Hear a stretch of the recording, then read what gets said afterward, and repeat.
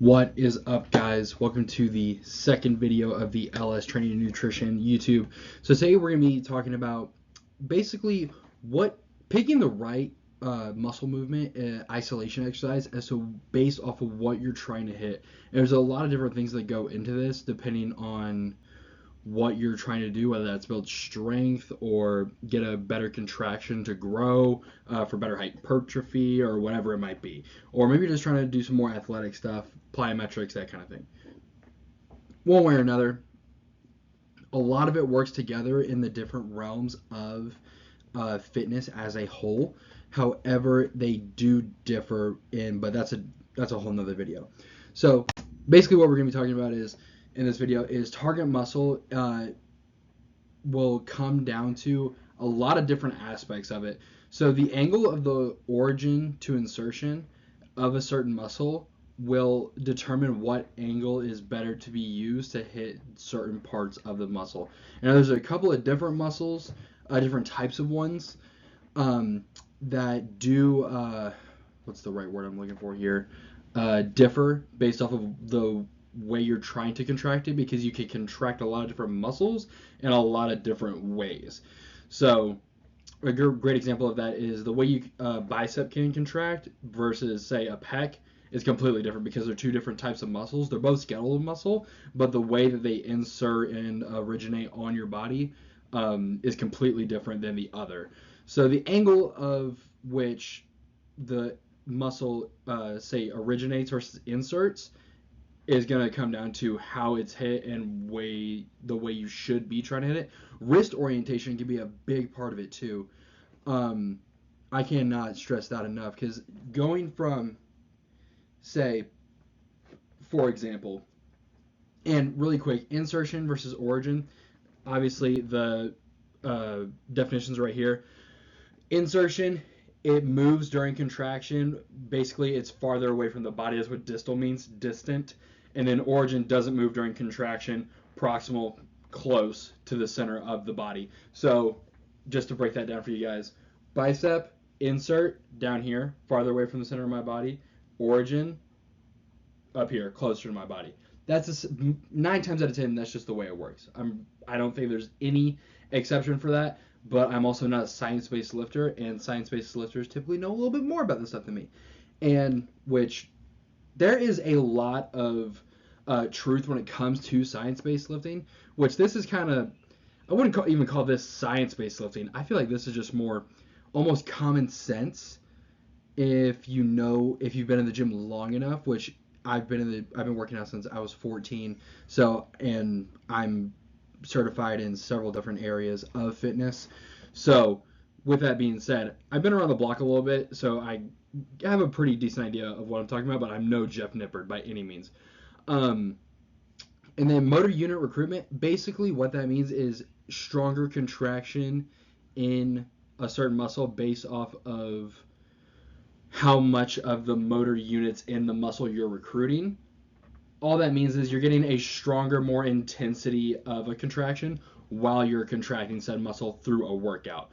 So the angle, and back to the angle of the origin to the insertion, it's that can really determine how a muscle is hit. So really this is gonna be a really short and sweet video. I'm just breaking some of it down for you. That way you guys can maybe make some better guesses as to what kind of an exercise might better work for said movement. So first off, obviously this is latissimus dorsi. That's just a big fancy term for your lat. That's all that means. So the way that the lat inserts and originates on the body, as you guys can see here, it is, get my handy dandy pin here, right there. That's where it originates, right? And it inserts up here.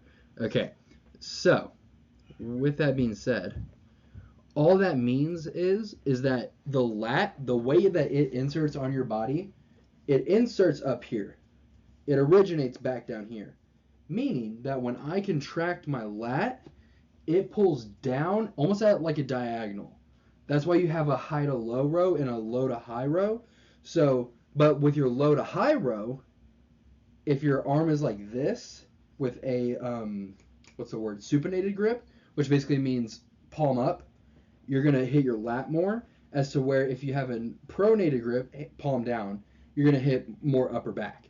So that's why I'm talking about wrist orientation, because all the muscles are so close together. If you have just a slight difference in the way you're handling said movement, it can really make a big difference in what you're doing. So if I was going to do, say, something where I'm exercise where I'm really trying to isolate my lat, it's going to be something completely different as to where if I was trying to isolate my traps. Okay? Traps, big muscles, they go down your spine. They're basically the stabilizers of your spine. And also, if this is just a huge debate, in my opinion, based off of personal experience, conventional deadlift will grow your traps, but they're not the best thing to grow your traps. The way I conventional deadlift, it worked out that way for me. I was deadlifting like 3 times a week at one point conventional when I was in high school, and now my back is overpowering, and it's too strong of a point on my physique. So with that being said, that's a completely sidetrack. Point being, back to the subject. Stay on track, Layton. Okay. So if I was trying to pick an exercise that was going to really isolate the lat, I'm probably going to go something where it's above my head, because that's just the way it inserts, right? If I was really trying to only hit lat here, okay? Because a lot of muscles are so close together in the way that a body part has to move to bring it back. Like this whole movement right here, yeah, I'm using my lat, but you're also probably using rhomboid, rear delt, little bit of trap. Everything kind of interworks together to a point, okay? And this is just one example, okay? Thankfully, which not a huge thing here, but biceps, there's 2 heads in the bicep, which is why you have bicep 2. Hopefully we all have passed geometry here. Is that geometry? I don't know if that's geometry. Whatever it is. So you have your inner head. I believe it's I cannot think of the actual technical name of it. It's been so long since I've thought about this. Point being, if you rotate your wrist farther out, like you're trying to shoot your pinky towards your shoulder, like that, like you're going to hit more of that inside just because of your wrist orientation, okay? And that is simply, I can't necessarily tell you how that works. Again, I'm not a science-based lifter, okay? I think that there's a very fine line between science-based and meathead, and I think the gold zone is right in between, where you have technique, special, makes sense, or specialization, technique, order. Like there's a method in your madness for the way you're lifting something, but also if you're really trying to grow, sometimes you just got to lift it like a caveman. It is not that hard. Not like Keenan flaps. I don't know what a Keenan flap is, if I'm being completely honest.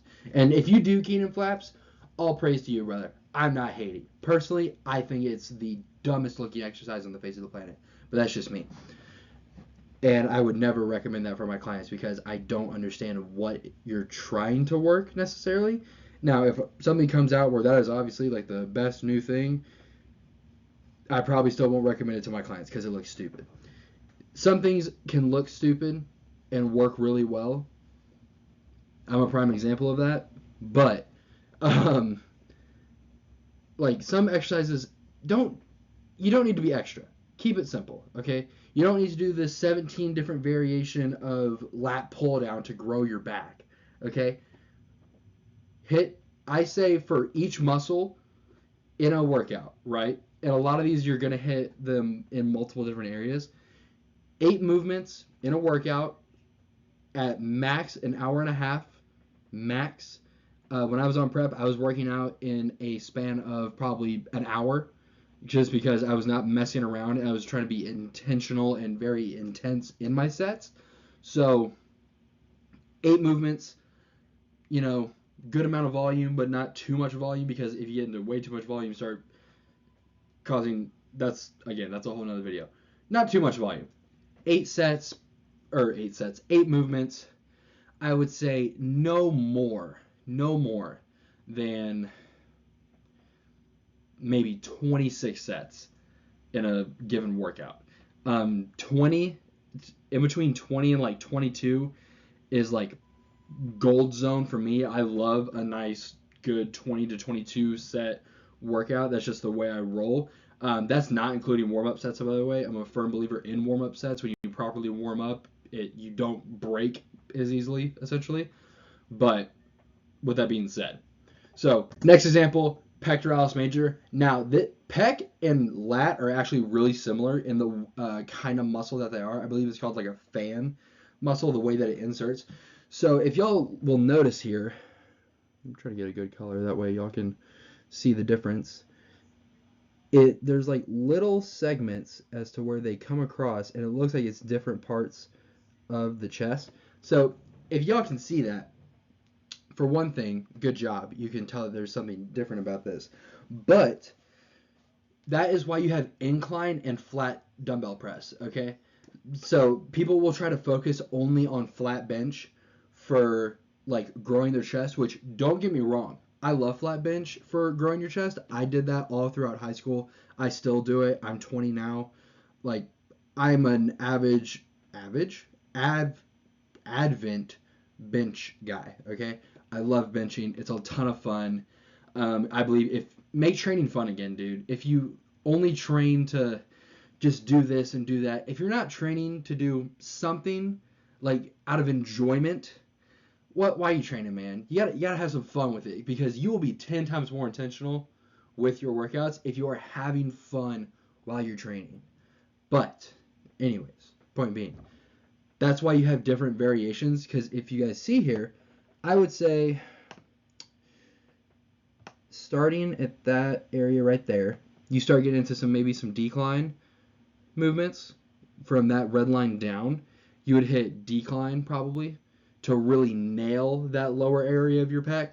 You're going to contract it one way or another. You're going to contract part of your upper chest, for what you would use for like incline press when you're doing flat, but it's going to focus more on that medial, the middle section. That's where it's going to be focused on. So if I draw this other line right here, right about there, that second red line, the top one, in between those two red lines is probably, I would even say probably a little bit below this bottom red line.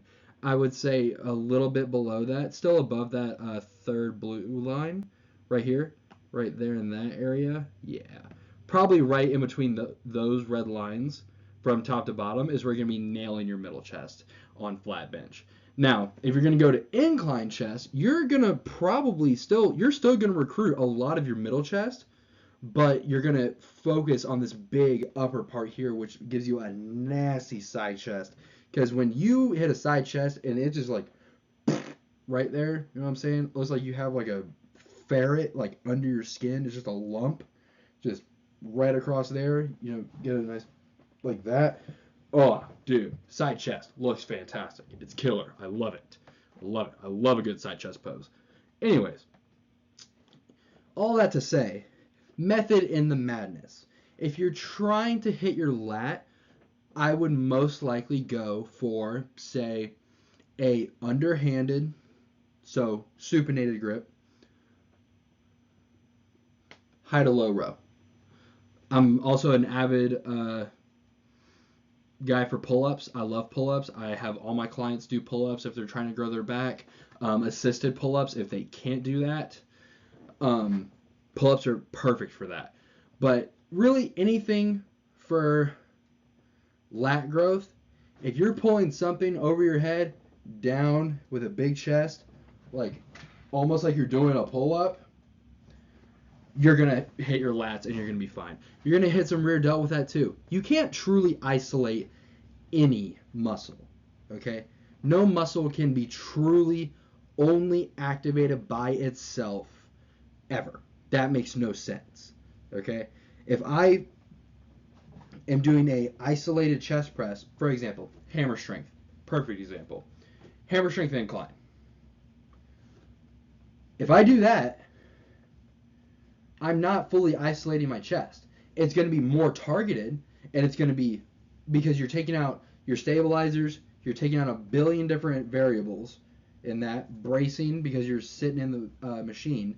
However, I'm still hitting my tricep. I'm still hitting a little bit of medial delt. I'm still hitting a little bit of front delt.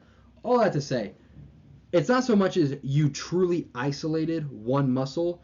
It is you put 10 times more emphasis on one muscle. That's what that is. So if somebody tells you, oh yeah, you're going to only isolate that, that's not how that works. That's not how that works. It's not true. Okay? You can't only activate a singular muscle when doing something. Okay? I wish you could, because I would have really, really fun training sessions, or really hectic ones. But that sounds like a science-based lifter thing, and I'm not a science-based lifter. I'm an avid believer in you have to have science and you have to have meathead, and they come together, and you get hypertrophy coach, who has been saying that for years. You have to have a good amount of technique, good reasoning for doing something, and then just lift the weight, man. Lift it like some prime time Ronnie Coleman and have fun with it. Okay? All that to say, have a little bit more method in your madness. Be a little bit more technical about choosing your exercises for whatever your goal is, whether that's strength, whether that's hypertrophy.